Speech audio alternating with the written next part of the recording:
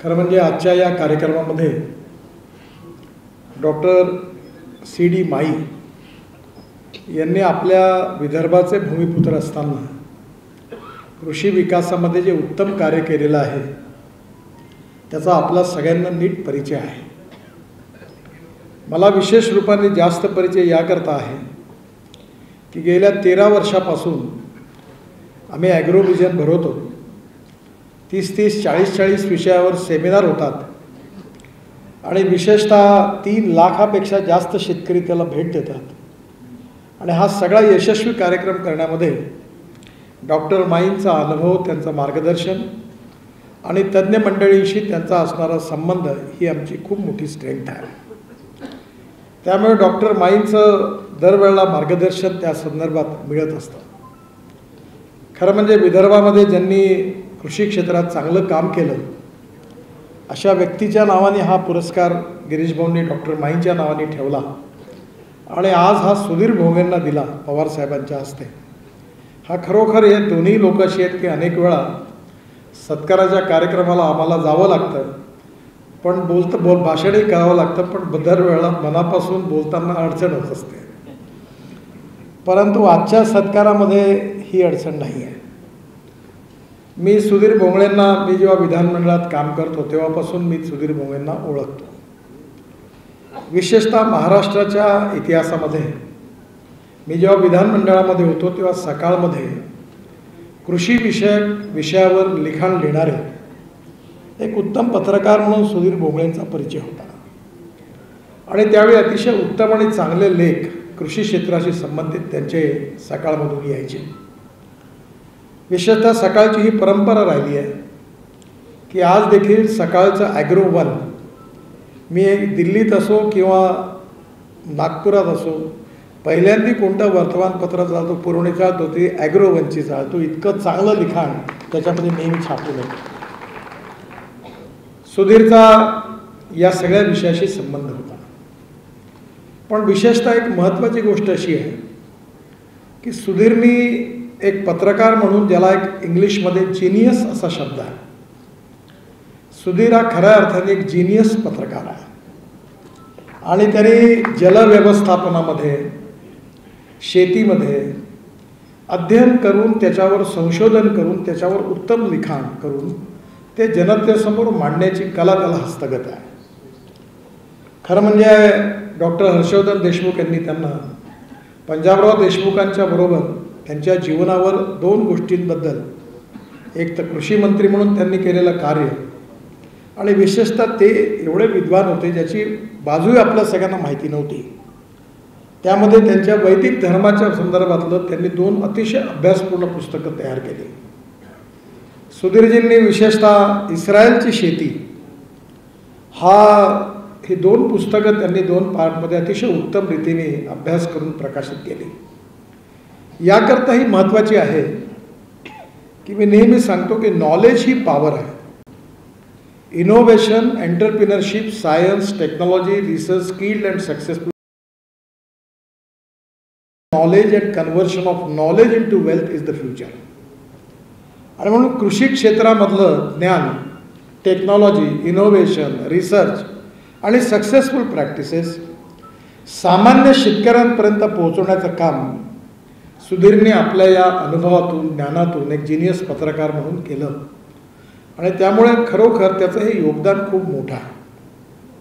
मला कृषी क्षेत्रामध्ये देशात किती पत्रकार लिहितात याच्याबद्दलची तेवढी माहिती नाही आहे, पण महाराष्ट्राच्या इतिहासामध्ये महाराष्ट्र राज्य झाल्यापासून कृषी क्षेत्रामध्ये ॲप्रोप्रिएट, परिपूर्ण रिसर्चच्या आधारावर आणि शेतकऱ्यांना समजेल अशा प्रकारचं पत्रकारिता करून हे ज्ञान शेतकऱ्यापर्यंत पोहोचवणारा सगळ्यात प्रथम क्रमांकाचा कोणी पत्रकार असेल तर सुधीर भोंगळे असं मी अभिमानाने म्हणू शकतो। आणि म्हणून सुधीर भोंगळेंचा आज सत्कार पवारसाहेबांच्या हस्ते होतो आहे आणि त्यांची निवड झाली ही खूप आनंदाची गोष्ट आहे। विशेषतः आपल्या सगळ्यांना या विषयाची अजून ताकद किती आहे ती माहिती नाही। याचं कारण आपण फोकस करायला शिकलो नाही।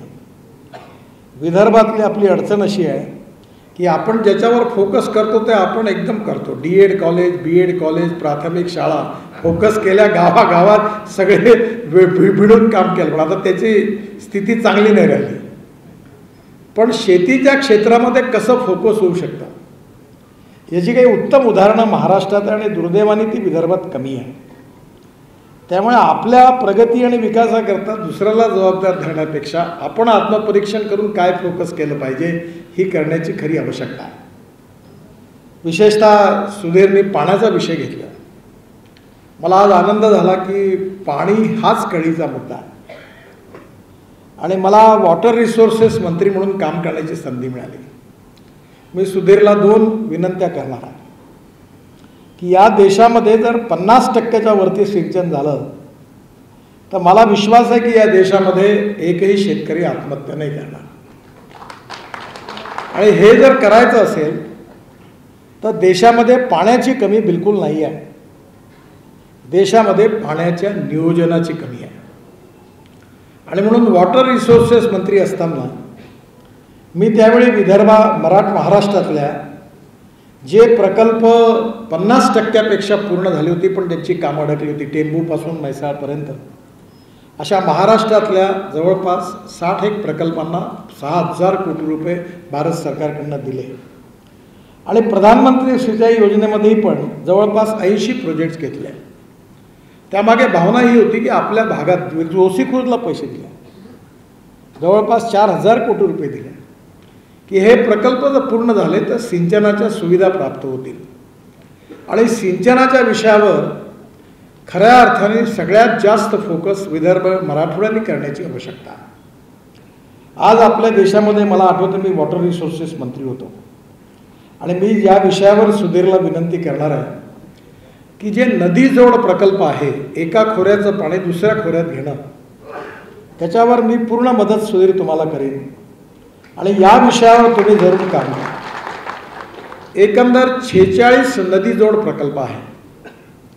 त्यावेळी हे 16 नदीजोड प्रकल्प जे आहेत त्याचे DPR मी तयार करून घेतले आहेत. आणि हे जर केलं तर तामिळनाडूमध्ये मी एकदा रजनीकांत आपले जे फिल्म स्टार त्यांच्या घरी गेलो होतो आणि मी एक योजना तयार केली होती की गोदावरीचं पाणी 1300 TMC पाणी समुद्रात वाहून जातं. त्यावेळी आंध्र प्रदेशमध्ये एक मोठा प्रकल्प 60,000 कोटी रुपयाचा ज्याचं निर्माण सुरू आहे, त्या प्रकल्पाला मी पुष्कळ मदत केली. आणि त्या प्रकल्पाला झाल्यानंतर त्याचा पोलावरम आणि पोलावरम करणारे पाणी वाया जात होतं. याचं कारण ही जी इरावती नदी आहे गडचिरोली जिल्ह्यातून, हे जे पाणी छत्तीसगडमधून येतं त्यात छत्तीसगडचा हिस्सा आहे, मग महाराष्ट्राचा हिस्सा आहे. आणि महाराष्ट्र आणि तेलंगणामध्ये एक वाद होता कालेश्वर धरणाचा. मला यावेळी TRSचे मुख्यमंत्री चंद्रशेखर राव भेटले आणि मी त्यावेळी वॉटर रिसोर्स मी त्यांना म्हटलं तुम्ही देवेंद्रजीकडे जा, ते मुख्यमंत्री होते. आणि पहिल्यांदा कालेश्वरम धरण पूर्ण झालं. एवढं अफाट मोठं धरण आहे ते. तुम्ही वरतून जर हेलिकॉप्टरने पाहिलं तर 8 मिनिटं वरती हेलिकॉप्टर चालू धरण चालू असतं, इतकं मोठं धरण आहे. आणि हे धरण पूर्ण केल्यामुळे तेलंगणामध्ये भरपूर पाणी मिळालं. त्यामध्ये एक प्रकल्प असा होता की गोदावरीचं पाणी कृष्णेत, कृष्णेचं पाणी पेनारमध्ये आणि पेनारचं पाणी कावेरीमध्ये आणि कावेरीचं पाणी कर्नाटकवरून टेल एंड टू तामिळनाडू नेण्याचा प्रयत्न होता.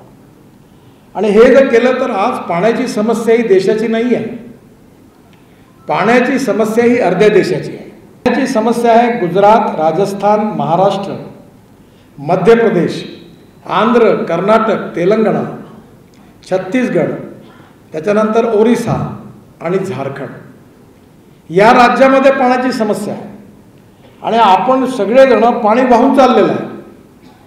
मला आठवतं मी वॉटर रिसोर्सेस मंत्री होतो, 17 भांडणं राज्यामध्ये होते आणि त्याच्यापैकी काही ज्यातलं महाराष्ट्र कर्नाटक आहे, तामिळनाडू कर्नाटक आहे, हे गुजरातचं दमणगंगा पिंजरवालं त्यावेळी आता अजूनही अडकलेलं आहे, तारपार नर्मदा. आणि मला आठवतं की मी पाहिलं की पाणीच पाणी आहे, हे काही घेणं नाही देणं नाही राजकारणात. मी त्या मंत्र्यांना बोलावलो आणि मी माझ्या पद्धतीने दरवाजा बंद केला, लावरा म्हणलं कुलू गेला. आणि मी म्हटलं त्यांच्या चीफ तुम्ही प्रश्न सोडवा तर दरवाजा उघडतो, नाही तर नाही उघडत म्हणलं. आणि तुम्हाला आश्चर्य वाटेल 13 राज्याचे भांडण मी मिटवले. पंजाब, हरियाणा, राजस्थान. आणि भांडण हरियाणा आणि पंजाबमध्ये पाणा करता. पण भारत स्वतंत्र झाल्यानंतर 3 नद्या पाकिस्तानला मिळाल्या, 3 भारताला मिळाल्या. आणि आमच्या 3 नद्याचं पाणी पाकिस्तानमध्ये चाललं जे आमच्या हक्काचं आहे त्याच्यावर कोणी विचार करायला तयार नाही. मी पंजाबचे मुख्यमंत्री होते त्यावेळी त्यांना बोलवलं आणि मी जम्मू काश्मीरच्या राज्यपाल होते ते. त्यांना म्हटलं मी यांचे चीफ सेक्रेटरी पाठवतो. आता सतपाल मलिक राज्यपाल होते. ते म्हणले ये प्रॉब्लेम है. बोले मैं क्या करूँ. म्हटलं तुम जम्मू काश्मीर से साइन कर दो बस, मैं चीफ सेक्रेटरी को भेज रहा हूँ. तेही भांडणं मिटले. आता ते पाणी जर आपण हरियाणात आणलं तर राजस्थान हरियाणामध्ये पाण्याचा प्रॉब्लेमच राहत नाही, इतकं पाणी आहे. आज आपण पुरामुळे त्रस्त आहोत. या क्षेत्रातलं या रिजनमधलं पाणी त्या रिजनमध्ये नेणं आणि शक्यतो ग्रेडियंटनी नेणं शक्य असेल तर देशात क्रांती झाल्याशिवाय राहणार नाही. त्यामुळे सुधीर भोंगळेंना माझी आज पहिली विनंती आहे की आता हे जे नदीजोड प्रकल्प आहेत 36 गंगा टू कावेरी, हे कठीण आहे पण असंभव नाही आहे. हे होऊ शकतं आणि हे जर झालं तर आपल्या इथे पाण्याचा प्रश्नच राहणार नाही. आणि आपल्यापेक्षाही जास्त तामिळनाडूचा प्रश्न आहे. तामिळनाडूमध्ये पाण्यामध्ये एवढा संघर्ष आहे, कर्नाटकमध्ये आहे. आणि आज या सगळ्या तेलंगणा, आंध्र, महाराष्ट्र, राजस्थानमध्ये एवढं पाणी येतं. एकदा एक केवळ इंदिरा कॅनॉल आहे, त्याचं केवळ सिमेंटचं लाईनिंग केलं 2200 कोटी रुपये दिले तर राजस्थानमधले 7 जिल्हे पाण्याखाली आले. बादल साहेबांचं गाव आहे पंजाबमध्ये, तिथे दलदल तयार झाली होती कारण कॅनॉल फुटले होते. पण कॅनॉल दुरुस्त करायलाही भांडणं. त्यामुळे आपल्या देशामध्ये पाण्याची समस्या जी आहे त्याच्यावर सुधीरनी जरूर काम करावं. आणि मला वाटतं त्याच्यासारखा पत्रकार हे सत्य जर समोर आलं तर आपल्या देशाचा सगळ्यात मोठा प्रश्न सुटल्याशिवाय राहणार नाही. दुसरी महत्त्वाची गोष्ट सुधीरनी उत्तम रीतीने आपल्याला सांगितली की आपण तांदूळ लावतो, आता गोसीखूर झालं, अजून तांदूळ लावू आणि तांदूळ सोडायला तयार नाही. तुम्ही फार झालं स्पष्ट बोलले, बरं झालं. मी हेच सांगतो पण ऐकत नाहीत कारण कोणी समजून घ्यायला तयार नाही. कारण एक जे बैल जसे एका चाकोरीने चालतात तसंच समाज पण झाल्या, ती एकाच चाकोरीने चालते, इकडे तिकडे नाही पाहत, चालले सर. आता एवढा प्रॉब्लेम आहे की देशामध्ये चावल सरप्लस, देशामध्ये गहू सरप्लस, देशामध्ये मका सरप्लस, देशामध्ये साखर सरप्लस.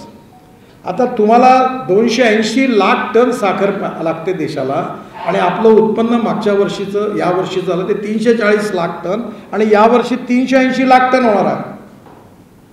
म्हणजे हे जे संकट आहे याच्यामध्ये आपल्याला क्रॉप पॅटर्न बदलवला पाहिजे.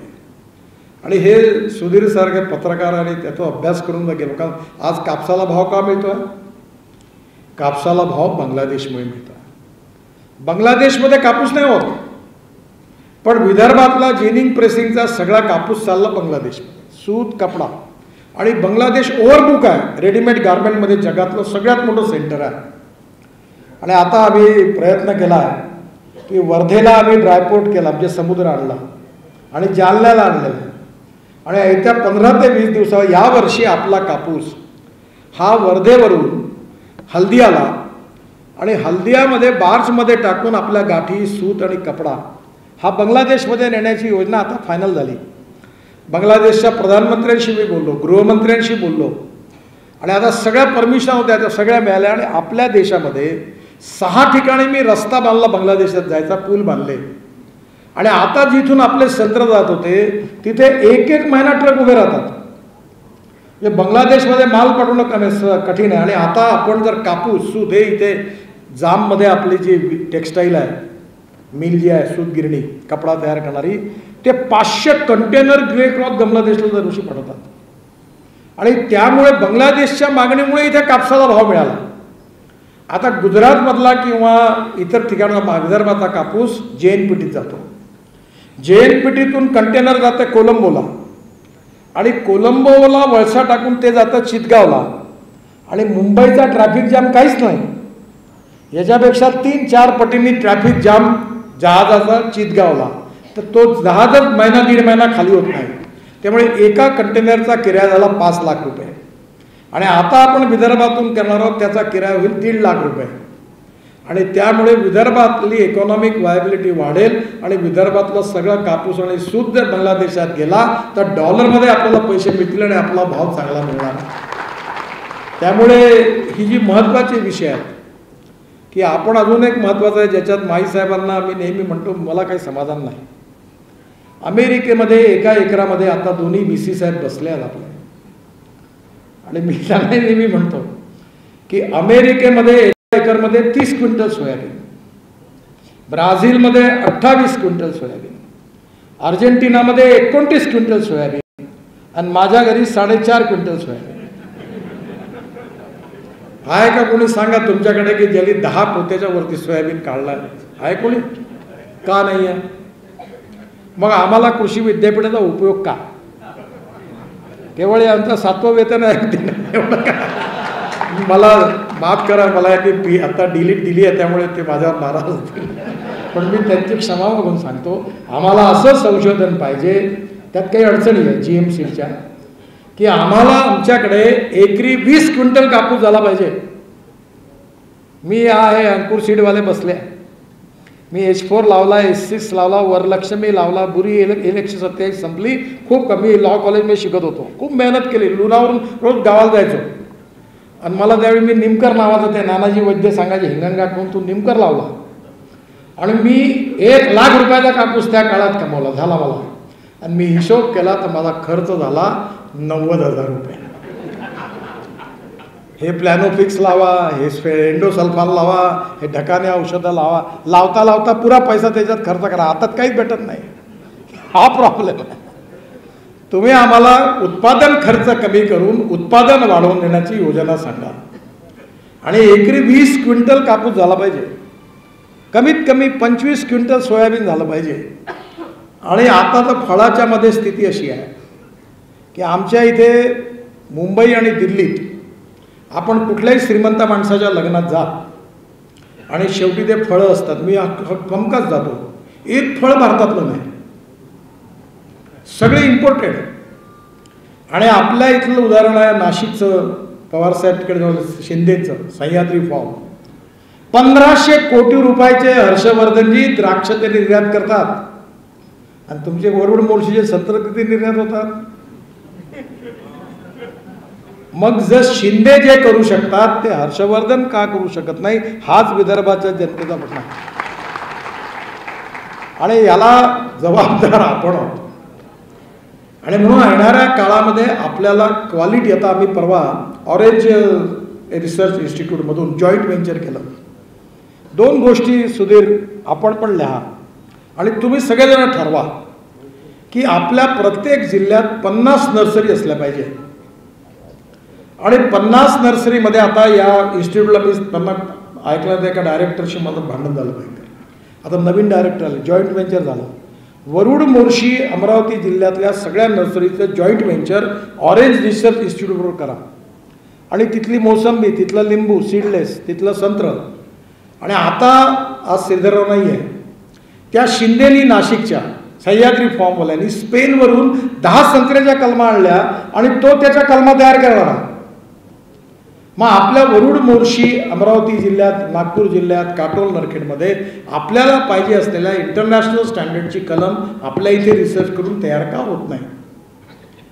आणि म्हणून आज सुधीरच्या या अनुभवाचा उपयोग हाच आहे की हे इस्रायलमध्ये कसं झालं, जगात कसं झालं, लोकांनी प्रयोग कसे केले हे आहे. आणि म्हणून मी त्याला विनंती केली की आता याच्यात डिजिटलाइज करू आपण. इस्रायलच्या शेतीवर मी त्याला मी जबाबदारी घेतो, आपण याच्यावर त्याची डॉक्युमेंटरी तयार करू.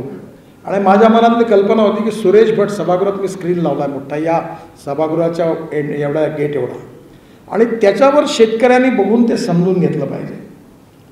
मला भाजी विक्रेत्यांचं भविष्य चांगलं आहे असं शरद पवार साहेबांनी सांगितलं. साहेब माझ्याकडे माझी पत्नी शेती बघते आणि आता सगळा भाजीपाला येतो आणि रोज आता प्रतापनगर चौकात एक शेतकरी भांडार आहे, त्याच्याकडे आता 60 एकर शेती आहे आणि आम्ही धापेवाडीवर रोज आमची भाजी येते आणि आम्ही घरी पण ऑर्गॅनिक भाजीच खातो सगळी आणि त्याचा चांगला रेट मिळतो.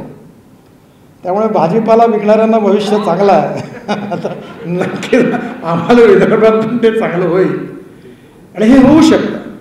त्यामुळे एक तर पाण्यावर आणि दुसरा शेवटचा मुद्दा जो आहे ज्याच्यावर त्यांनी आता हे जो अंक काढलेला हा जरूर आपण सगळे कृषी तीर्थ. मी पवार साहेबांचं धन्यवाद देतो की त्यांना मी विनंती केली होती की वसंतदादा शुगर इन्स्टिट्यूटची ब्रँच आमच्या विदर्भात उघडा.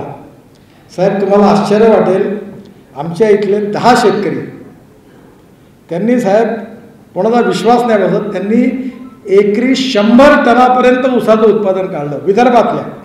सांगलीचा काढतो त्यात आश्चर्य नाहीच आहे, पण विदर्भामध्ये सावनेरमधला शेतकऱ्यांनी काढलं. त्यामुळे येणाऱ्या काळामध्ये ऊसाच्या शेतीमध्ये आपण इथेनॉल तयार केलं पाहिजे, त्याच्यावर नेहमीच मी बोलतो. आणि इथेनॉलवर चालणाऱ्या आता गाड्या आल्या, इथेनॉलची कॅलरिक व्हॅल्यू पेट्रोलबरोबर झाली. मीच ट्रान्सपोर्ट मंत्री आहे. ऑटो रिक्षा, आपल्या कार, आता माझ्याकडे इलेक्ट्रिक गाडी आहे, मी आज त्याच्यात आलो. मी पहिले म्हणायचो की इलेक्ट्रिक गाडी येईल, मला विचारायचे पत्रकार मग चार्जिंग कसं होईल, मग रस्त्यात बंद होईल तर काय होईल, मग काय होईल, हे होईल का ते होईल का, 100 शंका विचार. आता टाटा आणि महिंद्राची 1 वर्षाकरता वेटिंग लिस्ट आहे. आता मला येतात की तुम्ही चिठ्ठी द्या, आउट ऑफ टर्न गाडी मिळाली पाहिजे. म्हणजे इलेक्ट्रिक गाडी पॉप्युलर झाली. आणि म्हणून आता 2 विषय तो दुसरा जो सुधीरच करू शकतो तो म्हणजे अन्नदाता ते ऊर्जादाता.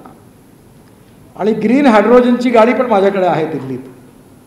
त्यामुळे येणाऱ्या काळात पाण्यातून हायड्रोजन काढणं, शेतकरी हे गहू तांदूळ ज्वारी मक्या लावून आपलं भविष्य बदलू शकत नाही, हे पक्क लक्षात ठेवा. आणि ते जर बदला, तांदूळ तर आता बिलकुल नका लावू, गोसीखूर झाल्यामुळे पुन्हा लावाल तर मग 8 रुपये किलो तांदूळ होईल. आणि भारत सरकारच्या गोडाऊनमध्ये ठेवायला जागा नाही आहे. मध्ये आम्ही कोविडच्या काळात खूप वाटला लोकांना. त्यामुळे येणाऱ्या काळामध्ये आपल्याला नक्की लक्षात ठेवलं, क्रॉप पॅटर्न बदलवला पाहिजे, पाण्याचं नियोजन केलं पाहिजे, प्रोडक्टिव्हिटी वाढवली पाहिजे, एक्सपेंडिचर कॉस्ट कमी केले पाहिजे आणि प्रक्रिया उद्योगातून एक्सपोर्ट वाढवलं पाहिजे. आणि म्हणून आज सुधीरनी या सर्व विषयावर खूप चांगला अभ्यास केलेला आहे. आणि ही जी 2 आहे, पाण्याचं आणि अन्नदाता ते ऊर्जादाता, काय आहे की आउट ऑफ बॉक्स काही बोललं की कोणी विश्वासच ठेवत नाही. आता मी इतके दिवस बोलून आपला एक कलमी कार्यक्रम करत होतो, त्याच्या पायी आता मी 1600 कोटीच्या कर्जात पडलो. मी स्वतः सगळे प्रयोग करतो, कारण माझा तर हे कृषी विद्यापीठ आणि सरकार वगैरेपेक्षा मी स्वतः आता बायो CNG तयार करायचा. 5 टन तणसापासून 1 ton bio CNG bio LNG तयार होतो. भंडारा गोंदिया जिल्ह्यात पेट्रोल डिझेलची गरजच नाही आहे, पण करायला कोणी पुढे येत नाही. त्यामुळे येणाऱ्या काळामध्ये टेक्नॉलॉजीचा उपयोग करून शेतीमध्ये आपल्याला इकॉनॉमिक व्हायबिलिटी आणावी लागेल. Proven technology, economic viability, availability of raw material and effective marketing. आणि म्हणून आज सुधीरसारखा पत्रकार यांनी या प्रत्येक विषयाचं अध्ययन करून ते केवळ पुस्तकात बंदिस्त नाही ठेवलं, ते त्यांनी पुस्तक काढून लोकांच्यापर्यंत पोहोचवण्याचं काम केलं. किती लोकांनी त्याचा वाचून त्याचा किती लाखो शेतकऱ्यांचा फायदा झाला असेल याचा तुम्ही विचार करा. आणि म्हणून त्याचं हे काम जे होतं ते अतिशय महत्त्वाचं, ऐतिहासिक, एक जिनियस रिसर्च पत्रकार, आणि तोही कृषी क्षेत्रातला. त्याच्यामुळे मला अतिशय आनंद आहे की त्याचा सत्कार गिरीश भाऊंनी त्याचा सत्कार केला, योग्य माणसांचा सत्कार केला. खरं म्हणजे अनेक बहुमान मिळत असतात, पण या पुरस्कारामुळे माईसाहेबांचं नाव आहेच, पण सुधीरला ज्या कामाकरता पुरस्कार दिला त्यामुळे सुधीरचा तर गौरव होईलच, पण या पुरस्काराचाही मोठा गौरव झालेला आहे. कारण सुधीरनी केलेलं काम भयंकर हिस्टॉरिकल रिसर्च वर्क आहे. आणि हे केवळ मनोरंजनाचं नाही आहे, हे शेतकऱ्यांचं जीवन सोशिओ इकॉनॉमिक ट्रान्सफॉर्मेशन करणारी त्याची पत्रकारिता आहे. त्यातलं रिसर्च आपल्या उपयोगाचं आहे. आणि म्हणूनच ते डिजिटल प्रेझेंटेशन करावं अशी माझी इच्छा होती. मी त्याच्या मागे लागलो आहे. आणि जेव्हा इस्रायलचे शेती, पण पुस्तक आजकाल कोणी वाचत नाही सुधीर, वर्तमानपत्र नाही वाचत. आता सगळ्यांना मोबाईल फोनवर टक करून पाहतात. आणि मला याच्यावर विश्वास नव्हता, पण मी 2 ते 3 लाख रुपये मला याच्यापासून मिळतो. कारण माझे भाषणं दिल्यानंतर मला त्याच्या आजचं भाषण झालं का मला हे 2, 4, 5, 10 हजार रुपये मिळणार. हे फक्त गेलं का लगेच आपलं टुक पाहतात सगळे, आणि त्याचा रॉयल्टी मिळते. त्याच्यामुळे तुम्ही तुमची वेबसाईट उघडा आणि माझ्यासारखं चालू करा, तुम्हाला यूट्यूबवर रोज भाषण जाईल, तुम्हालाही पैसे मिळतील. आणि लोकांना काय, हे 40 लाख मिळाले ना, हे जास्त 60 लाख मिळतील. हा त्यांचा फुकटाचा चांगला आहे. मला माझ्याकडे बघा, मी दर महिन्याला 2 ते 3 लाख रुपये कमवत असं मी वाटून देत होतो. त्यामुळे आपण जर हे डिजिटलाइज करून सगळं पाडू, ऊसाचं उत्पादन 100 टन एकरी कसं करायचं, यूट्यूबवर टाकले की पटापट पाहतो. भंडारा गोंदिया जिल्ह्यात कोपऱ्यात ग्रामपंचायत छोटा शेतकरी आपल्या मोबाईलवर पाहतो, सगळ्या नर्सरीत काय झालं ते बघतो. त्यामुळे तुमची जी शोध पत्रकारिता आहे, तुमचा जो अभ्यास आहे, तुमचं जे रिसर्च आहे, जी ॲप्रोप्रिएट व्हिजन आहे, ती डिजिटलाइज टेक्नॉलॉजीचा उपयोग करून शेतकऱ्यांपर्यंत पोहोचवण्यामध्ये तुम्ही पुढल्या काळामध्ये अजून एनर्जी तुमची याच्यात आली, त्याचा खूप उपयोग होईल. मी पुन्हा एकदा सुधीरचं मनापासून अभिनंदन करतो, शुभेच्छा देतो. पवारसाहेबांनी आम्हाला वसंतदादा शुगर इन्स्टिट्यूटचं आणि त्यांनी सांगितलं की जागा आम्ही आमच्या पैशाने विकत घ्यायला तयार आहे. शिवाजीराव देशमुख 2दा येऊन गेले, त्यामुळे नक्कीच आपल्याला वसंतदादा शुगर इन्स्टिट्यूट याचा उपयोग विदर्भाच्या शेतीकरता नक्की होईल. त्याबद्दल पवारसाहेबांना धन्यवाद देतो. आणि माईसाहेब तर आमच्याबरोबर नेहमीच काम करतात, त्यामुळे त्यांच्या संशोधनाचा, त्यांच्या विजनचा गौरव झाला, याबद्दल त्यांचंही मनापासून अभिनंदन करून सुधीरला उर्वरित चांगलं काम अजून करण्याकरता आणि जलक्षेत्रामध्ये नदीजोड प्रकल्प आणि अन्नदाता ते ऊर्जादाता हे 2 रिसर्चचे विषय त्यांनी घ्यावे. जसं पंजाबराव देशमुखांचं इतकं कठीण काम होतं, मला शक्यच नव्हतं वाटत. हर्षवर्धनजी जेव्हा माझ्याकडे आले की एवढा जुना रेकॉर्ड कसा मिळेल, पण त्यांनी तो सगळा मेहनत करून शोधून काढला आणि परिपूर्ण पुस्तक लिहिलं. कारण सुधीरमध्ये ती क्षमता आहे, जिद्द आहे, विजन आहे आणि जिनियस पत्रकार म्हणून एक त्याचं व्यक्तित्व आहे. मी त्याला मनापासून शुभेच्छा देऊन माझं बोलणं संपवतो. धन्यवाद.